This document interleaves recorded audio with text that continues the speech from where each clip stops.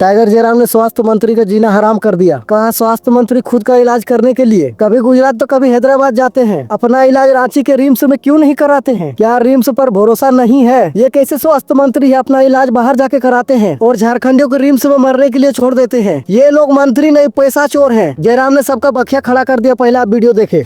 लेकिन जिन्होंने बजट को पारित किया है उन्हें अपनी इस व्यवस्था पे विश्वास नहीं है। वो अपना इलाज इस राज्य के एक महंगे और प्राइवेट अस्पताल में कर रहे हैं। उनके अलावा इसी राज्य की सरकार पक्ष के यानी जेएमएम पार्टी की राज्यसभा सांसद उनके विश्वास की कामना करते हैं। महुआ जी भी अपना इलाज उसी अस्पताल में कर रही हैं। कुछ दिन पहले दिसम गुरु शिबू सोरेन उनके दीर्घायु की कामना करते हैं। वह विशेष सेवा से दिल्ली गए थे इलाज करने के लिए। कुछ दिन पहले माननीय स्वास्थ्य मंत्री इरफान जी भी अपने परिजन को लेकर गुजरात गए थे, हालांकि उनके विश्वास की कामना करते हैं। तो सवाल मेरा यही था कि आपका बजट अगर इतना सच्चाई है, इस बजट में अगर इतनी सार्थकता है, तो आप लोग अपना इलाज रिम्स में क्यों नहीं कर पा रहे हैं? मैं अपनी बात बता रहा हूँ। कुछ दिन पहले चुनाव से पहले हमारा भी तबीयत खराब था तो हमारे 2 इंजीनियर साथी हमको मिशन कलकत्ता लेके गए थे। मैं अपनी बात बता रहा हूँ। हालांकि खर्चा 20,000 ही हुआ था। लेकिन सवाल ये है कि राज्य की जो स्वस्थ व्यवस्थाएं हैं उन पर माननीय को यकीन क्यों नहीं है? आप बजट को लेकर बड़ी बड़ी डींगे हाकिए, बड़ी बड़ी कहानियां किससे सुनाइए, लेकिन इसकी सार्थकता एक आम जनता के लिए तभी होगी जब माननीय अपना इलाज रिम्स में करेंगे, जब माननीय अपना इलाज धनबाद के शहीद निर्मल महतो अस्पताल में करेंगे। इसलिए मैंने कहा कि आपको अगर छींक भी आती है तो आप हैदराबाद पहुंच जाते हैं, आपको अगर सर भी में खुजली होती है तो आप बेलोर पहुंच जाते हैं। और आम जनमानस की सच्चाई भी है।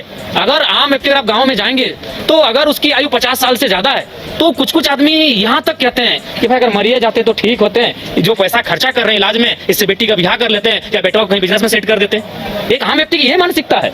यानी आज जो प्राइवेटाइजेशन का जो मनमानी हो रहा है शिक्षा और स्वास्थ्य के क्षेत्र में, अगर इसको नियंत्रण में नहीं लाया जाएगा पत्रकार महोदय, तो आप सबों के बीच में कहना चाहूंगा आज से 20 साल बाद आप देखिएगा कि एक गरीब आदमी दरिद्र हो जाएगा।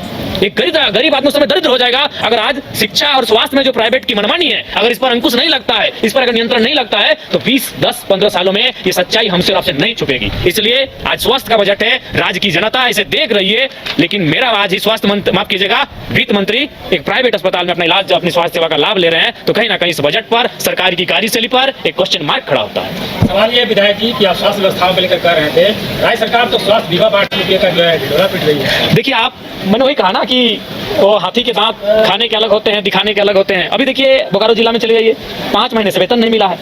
अरे भाई, आपको वोट चाहिए, आप सरकार बनाएंगे सरकारी, और आप सारे सिस्टम को आउटसोर्स के माध्यम से कर दिए। अरे कम से कम शिक्षा और स्वास्थ्य को तो बख्श दीजिए, वहां तो आउटसोर्स को छोड़ दीजिए। आप सारी चीजों को आउटसोर्स के हवाले डाल दिया। आउटसोर्स में क्या होता है? सबसे पहला बात आप सर्च कर लीजिएगा, एक भी कंपनी इस राज्य की आउटसोर्सिंग एजेंसी इस राज्य की नहीं है। वो सबसे पहले जिनकी नियुक्ति करती है उनसे मोटा पैसा वसूलती है और 3, 4 साल, 5 साल उनके सेवा लेने का कार्य होता है और फिर अचानक उन्हें बैठा दिया जाता है, नई एजेंसी वहां डिप्यूट होती है। तो आउटसोर्स के माध्यम से इस राज्य में गंदा खेल हो रहा है। अगर आप टाइगर जयराम को सपोर्ट करते तो एक प्यारा सा कमेंट करो, साथ ही साथ वीडियो को लाइक करो, चैनल को सब्सक्राइब करें। हम आपके लिए इसी तरह के वीडियो लाते रहेंगे। मिलते हैं अगले वीडियो के साथ।